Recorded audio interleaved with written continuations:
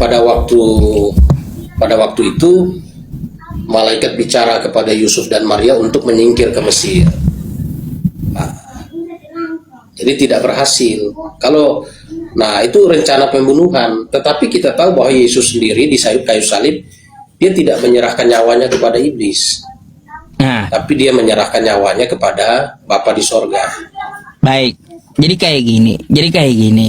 Itu kan salah satu yang dibawa Yohanes 8. Tapi ada ayat lain yang dibawa juga. Yohanes 13 nomor 2.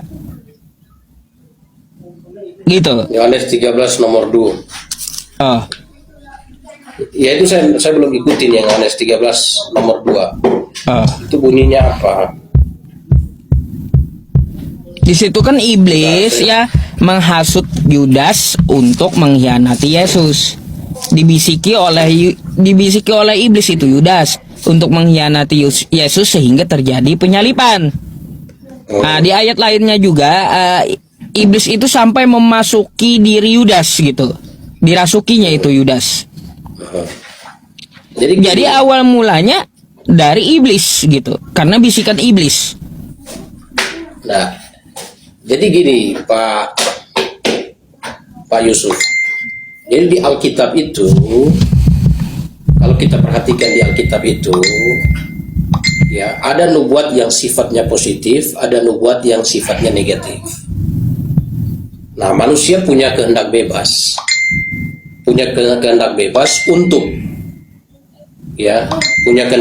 untuk memilih menggenapi nubuat yang positif atau negatif. Nah, mengenai Yudas, ya Yudas memilih untuk menggenapi nubuat negatif. Makanya mengenai Yudas, Tuhan Yesus sendiri bicara tentang Yudas berhubung dengan dia menyerahkan Yesus Kristus dalam Matius 26 ayat 24. Nah, itu anak manusia memang akan pergi sesuai dengan apa yang tertulis tentang dia, akan tetapi celakalah orang yang olehnya anak manusia itu diserahkan. Adalah lebih baik bagi orang itu sekiranya ia tidak dilahirkan. Gitu. Jadi Yudas itu menggenapi nubuat negatif. Jadi gini ya, kalau menggenapi nubuat negatif itu Yesus membiarkan gitu. Mengizinkan. Artinya gini. Mengizinkan. Karena manusia itu punya kehendak bebas, tidak menghendaki tapi mengizinkan. Baik, itu dari sisi Yudasnya. Tapi kan Yesus mengetahui itu Yudas itu dirasuki iblis. Kenapa Yudasnya kagak ditolong? Sebenarnya Yudas itu gini, Yudas itu sudah ditolong berulang-ulang kali. Hanya Yudas itu tidak mau percaya. Yohanes 6 ayat 64. Ya, Yohanes 6 ayat 64. Jadi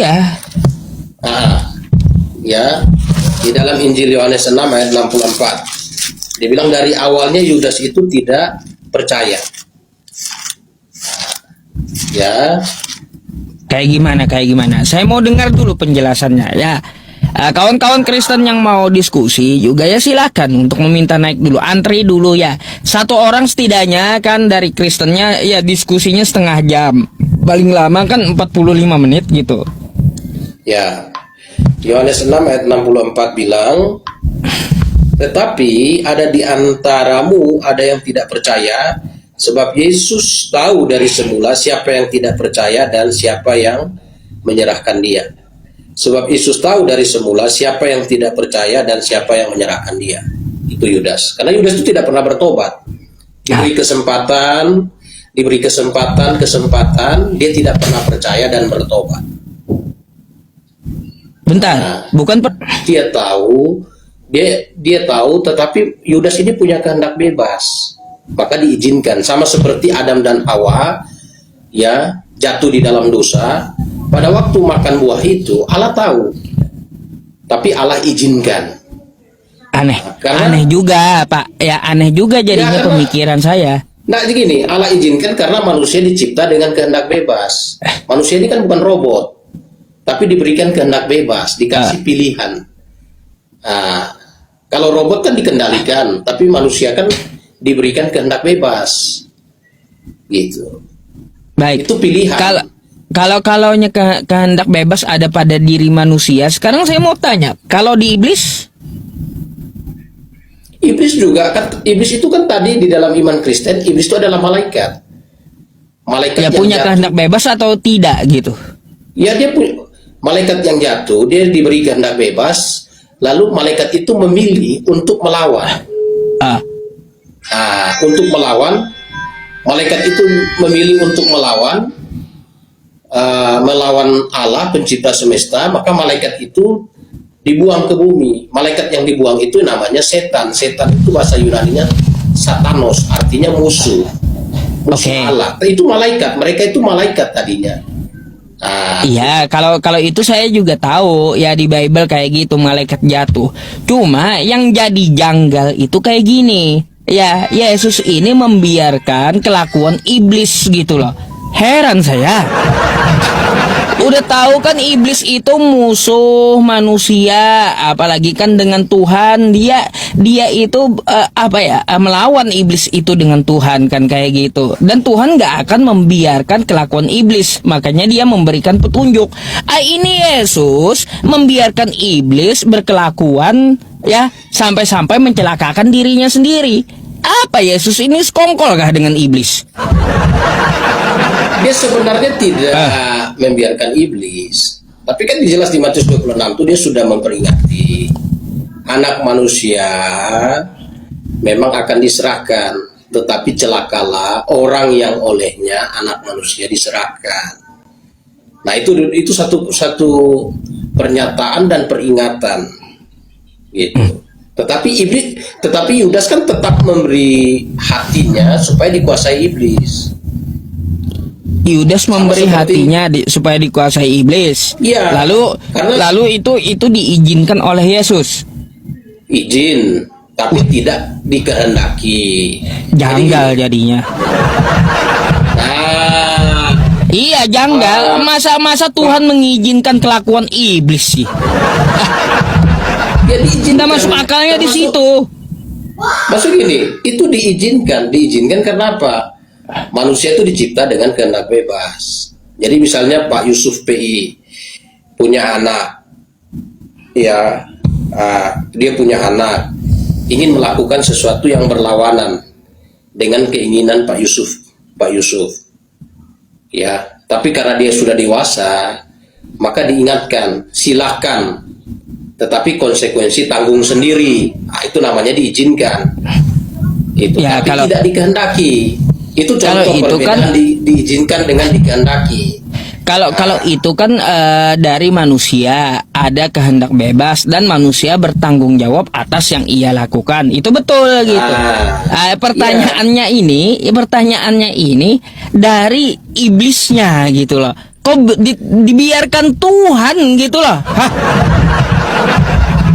Apa Ya, coba kalau kita lihat waktu di Taman Eden ya, ular dengan Tuhan.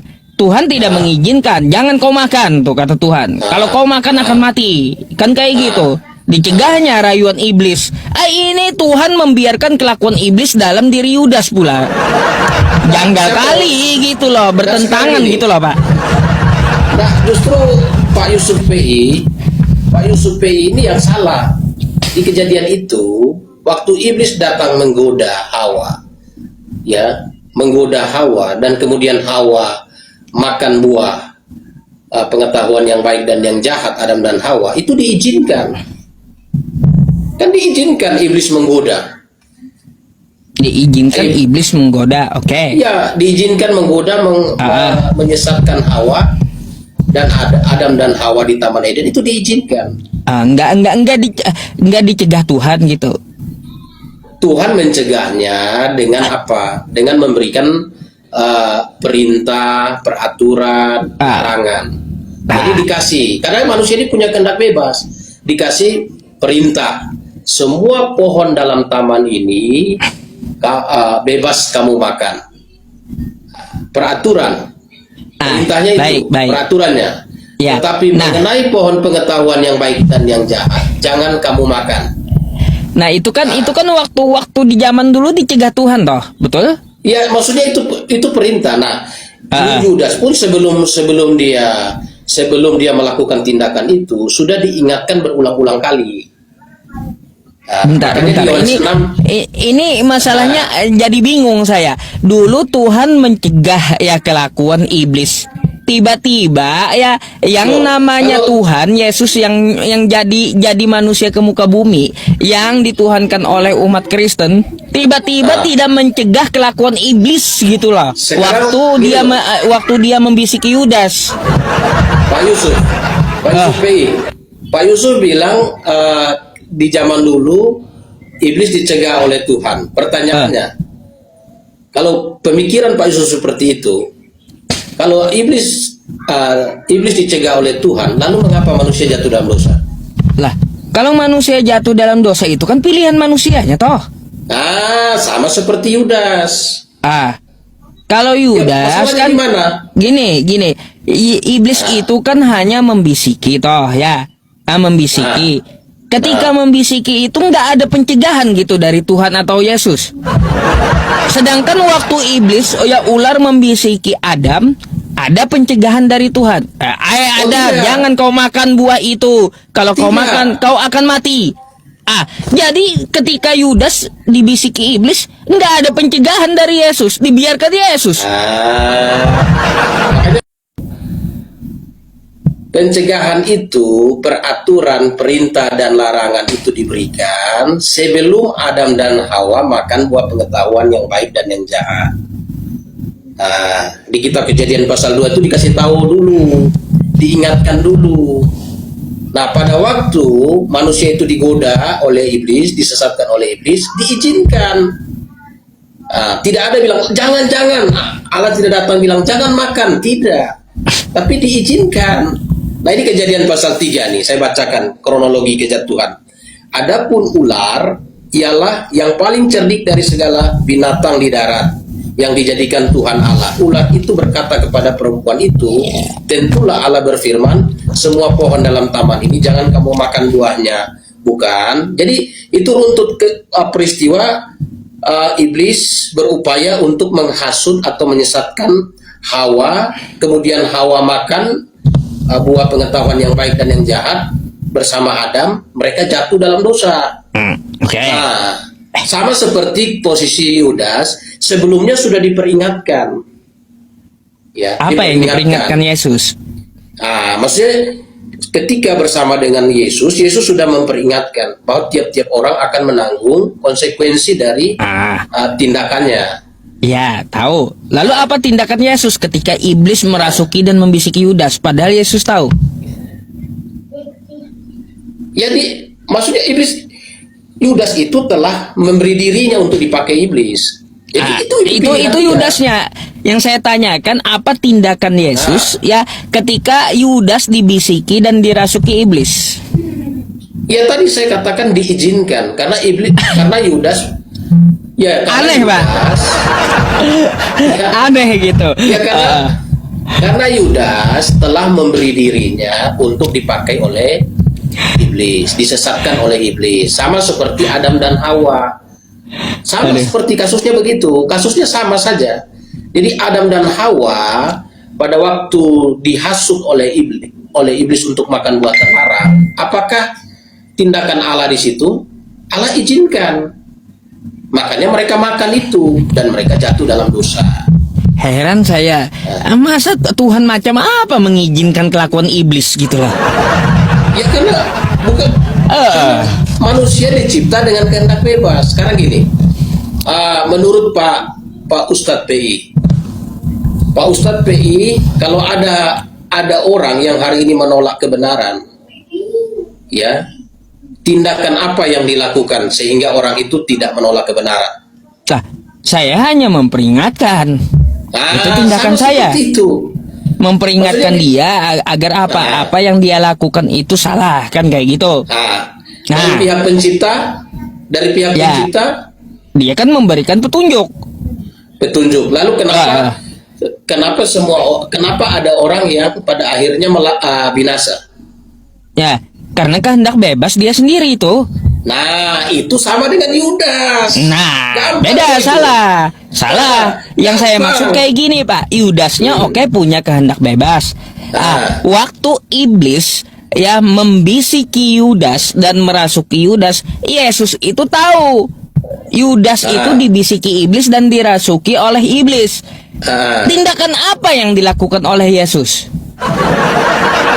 Dan sudah Tidak jelas ada. Yesus sudah katakan di Matius 26 ayat 26 ayat 24. Yesus katakan, anak manusia memang akan diserahkan. Oh, itu Tetapi sebelumnya, Pak. celakalah, ya, Sebelumnya. Tetapi celakalah yang olehnya anak manusia diserahkan. Jadi sudah diberi peringatan. Kalau peringatan itu sebelumnya, oke, saya tahu. Waktu ketika terjadi iblis membisiki Yudas, waktu iblis merasuki Yudas, waktu itu apa yang dilakukan oleh Yesus? Membiarkan aja gitu kelakuan iblis. Mengizinkan, karena Yudas punya kehendak bebas. Nah, inilah Pak, Iya. mengizinkan ini Karena Tuhan yang gini. aneh ini. Bukan Tuhan yang aneh, izinkan. Iya, Ada masa satu- Tuhan mengizinkan ada satu- kelakuan iblis gitu loh. Diizinkan karena Yudas gini, Mas. Diizinkan karena Yudas memilih untuk dipakai oleh iblis. Nah, Lain misalnya ada halnya satu gini, kasus. Pak. Lain halnya gini, iblis udah izin kepada Tuhan. Aku rasuki Yudas. Kan ada pembicaraan tuh. Lalu diizinkan oleh Tuhan. Oke, kau masuki Yudas. Tapi ya kayak gimana? Kalau tahu juga mencelakakan dirinya, apakah Tuhan akan mengizinkan bahwa ya iblis ini membisiki Yudas untuk mencelakai Tuhan?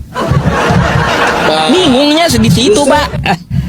justru pernyataan Pak Yusuf P ini memposisikan Tuhan sebagai dalam kejahatan. Nah, artinya kan akhirnya Yudas binasa. Jadi tidak pas itu posisinya seperti itu. Karena gini, Allah tidak menghendaki seorang pun binasa. Tetapi hari ini ada orang binasa itu karena diizinkan. Diizinkan kenapa? Ya karena manusia punya kehendak bebas. Ya, artinya diizinkan Tuhan dong kalau kayak gitu si iblis ini. Iya, jadi gini. Memang gini. Kalau posisi Yudas itu, dia sudah menyerahkan dirinya untuk dipakai oleh iblis. Nah, walaupun sudah diperingati sebelumnya, dia tidak bisa menerima. Tetapi beda dengan Petrus. Petrus itu pernah dihardik. Nah, karena Petrus tidak menyerahkan dirinya untuk dipakai iblis, maka Petrus sadar. Tapi Yudas itu sudah tidak bisa sadar lagi, karena dia sudah menyerahkan hatinya untuk dipakai iblis.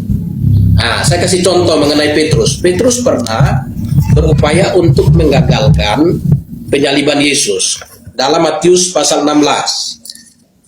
Nah, ini Matius 16. Ya, ayat 21 sampai 23. Sejak waktu itu Yesus mulai menyatakan kepada murid-muridnya bahwa ia harus pergi ke Yerusalem dan menanggung banyak penderitaan dari pihak tua-tua, imam-imam kepala dan ahli-ahli Taurat, lalu dibunuh dan dibangkitkan pada hari ketiga. Tetapi Petrus menarik Yesus ke samping dan menegur dia, katanya, Tuhan, kiranya Allah menjauhkan hal itu. Hal itu sekali-kali tak akan menimpa engkau. Maka Yesus berpaling dan berkata kepada Petrus, nyala iblis, engkau suatu batu sandungan bagiku. Sebab engkau bukan memikirkan apa yang dipikirkan Allah, melainkan apa yang dipikirkan manusia. Petrus itu masih memberi, artinya di dalam kehendak bebas Petrus, dia masih ada keberpihakan terhadap kebenaran. Makanya dia masih bisa disembuhkan. Kalau Yudas itu sudah parah, tidak bisa disembuhkan lagi. Berat ini Pak, berat serius. Berat.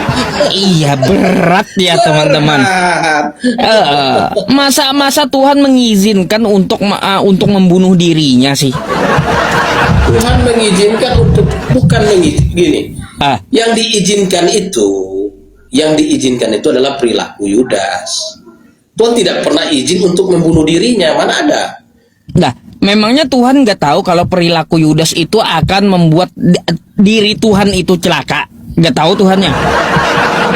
Perilaku Yudas itu gini loh sebenarnya. Mengenai Yudas, mengenai nubuatan bahwa Yesus akan dijual dengan harga 30 keping perak, itu sudah disampaikan di dalam kitab Perjanjian Lama. Di dalam kitab Zakaria. Itu sudah nubuat. Artinya kalau Yudas itu adalah seorang rasul, dia harus paham bahwa ada nubuat yang negatif seperti ini. Tetapi karena Yudas itu tidak cinta kebenaran dan menurut penjelasan Alkitab, dari mulanya dia tidak percaya. Nah, orang tidak percaya ini bagaimana? Hatinya sudah membeku, mengeras, gitu. Walaupun diingatkan, dia tetap memilih untuk berpihak pada iblis. Kan sudah diingatkan, sudah dicegah sebelumnya, tetapi dia tetap ngotot dengan pilihannya. Maka Yudas menikmati pilihannya, yaitu apa? Ya, Yesus katakan, orang seperti Yudas lebih baik tidak dilahirkan dari rahim ibunya. Masih janggal sih bagi saya, tapi nggak apa-apa. Ya, nggak apa-apa. Kalau saya ulang-ulang ya pasti ke situ-situ juga, puter-puter ya kan gitu. Betul. Lebih baik nggak usah diperpanjang kalau kayak gitu. Cuma masih heran aja saya gitu. Saya mau tanya Pak Ustadz, ini apa tuh? Pak Ustadz bikin tema di situ Kristen ajaran sengketa. Saya mau tanya ini, apa sengketa masalah apa? Banyak. Apa yang mau disengketakan? Sengketa masalah denom, sengketa masalah pemahaman ketuhanan, sengketa ajaran Yesus dengan Paulus, terus juga sengketa baru-baru ini sengketa masalah donasi itu sesama Kristen. Tapi itu nggak usah, saya nggak mau urus uang orang kan gitu.